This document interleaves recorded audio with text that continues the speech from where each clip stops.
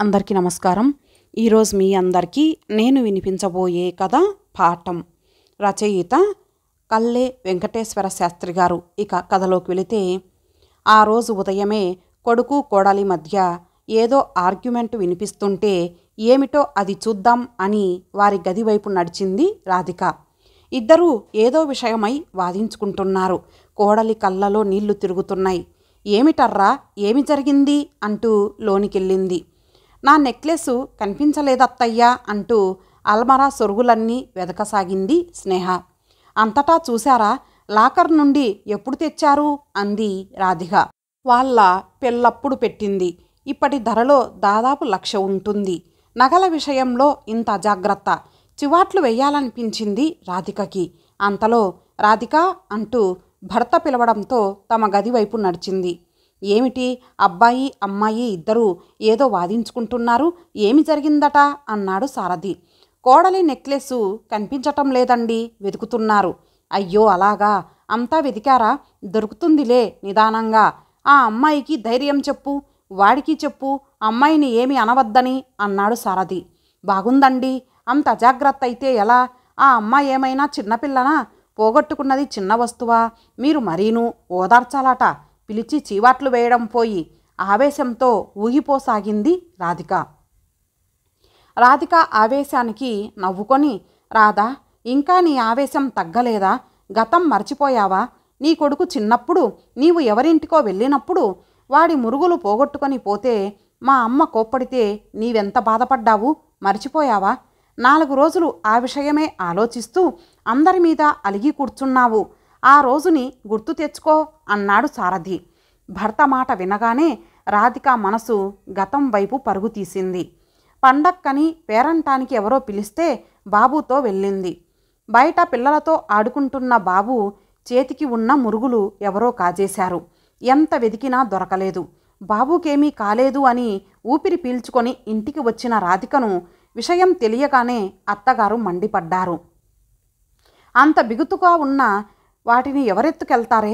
అంత అజాగ్రత్తగా ఎలా ఉన్నావు? బంగారం లాంటి మురుగులు పోగొట్టుకొచ్చావు.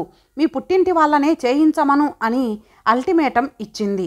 అంతవరకు ఏమీ మాట్లాడని భర్త అత్తయ్యకు సపోర్టు చేస్తూ, బాబు ఎక్కడున్నాడో కూడా చూడకుండా ఎలా ఉన్నావు?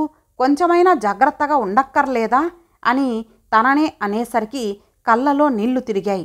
ఎలాగైనా వాటిని మీ వాళ్ళనే చేయించమను అని భర్త కూడా అనేసరికి తెల్లబోయింది రాధిక.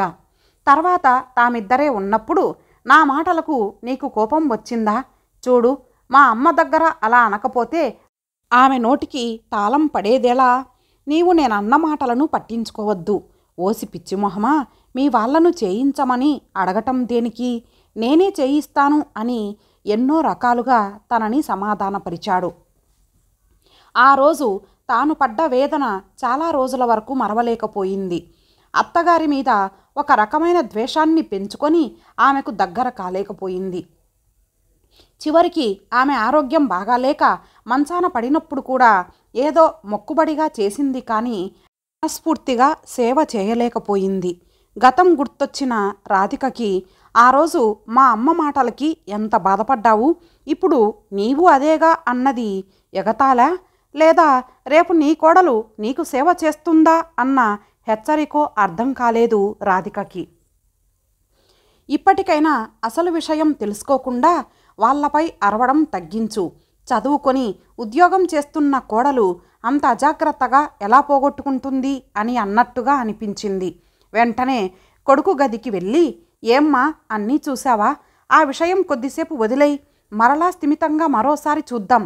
దొరికితే దొరకని, దొరక్కపోతే పోతే పోయిందిలే, నీవు బాధపడకు అని కోడల్ని దగ్గరకు తీసుకొని సమాధానపరచింది రాధిక.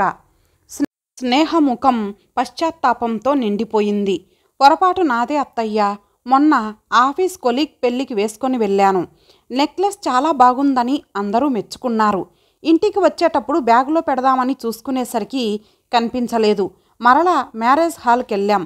అంతటా చూసాం, ఎక్కడా దొరకలేదు. సీసీ కెమెరాలో చూసాం. ఏ విషయం మీకెలా చెప్పాలా, మీరెలా రియాక్ట్ అవుతారో అని భయపడుతున్నాను అంది స్నేహ. అంటున్నప్పుడు కళ్ళల్లో నీళ్లు తిరిగాయి. పోతే పోయిందిలే, నీవు బాధపడకు అని దగ్గరకు తీసుకొని అనునయించసాగింది రాధిక. మా అమ్మకు చెప్పాను, నేను మరొకటి చేయిస్తానని చెప్పింది అంది స్నేహ మరలా. స్నేహ మాట వినగానే కోపంతో, స్నేహ, చదువుకున్నావు, ఉద్యోగం చేస్తున్నావు, ఇంత మాత్రం తెలియకపోతే ఎలా? పోయింది నీ నెక్లెస్సు, పోగొట్టుకుంది నీవు. మీ అమ్మ ఎందుకు చేయించాలి? మీ పొరపాటుకు వాళ్ళెందుకు బాధపడాలి? ఏరా, నీవు కూడా ఈ మాట విని ఊరుకున్నావా? రాధిక మాటలు విని ఇద్దరూ తెల్లబోయి చూడసాగారు ఆమె వైపు. ఏమిటి అలా తెల్లబోయి చూస్తున్నారు? ఒరే, మీ భార్య నెక్లెస్ పోతే మీ అత్తగారు చేయించడం ఏమిటి? ఏం, నీకు నీ పెళ్ళానికి నెక్లెస్ చేయించే స్తోమత లేదా? నీకు వీలు కాకపోతే చెప్పు, మీ నాన్నగారితో చెప్పి చేయించమంటాను అంది. అత్తయ్య, నన్ను క్షమించండి, మీ మనసును అర్థం చేసుకోలేకపోయాను. నెక్లెస్ పోయిందన్న విషయాన్ని మీరు ఎలా తీసుకుంటారో అని వారం రోజులుగా టెన్షన్ పడిపోయాను అంది స్నేహ.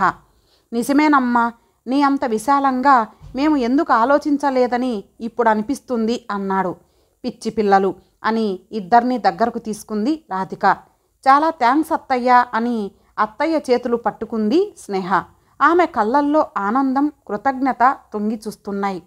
రాధికను చూసి మెచ్చుకోలుగా నవ్వాడు సారథి. ఓ క్షణం ఆలోచించకుండా ఉండి ఉంటే ఎంత తప్పు చేసేదాన్నో అనుకుంది రాధిక. ఇంతటితో ఈ కథ సమాప్తం. మరలా మరొక మంచి కథతో కలుద్దాం. అంతవరకు సెలవు. నమస్తే.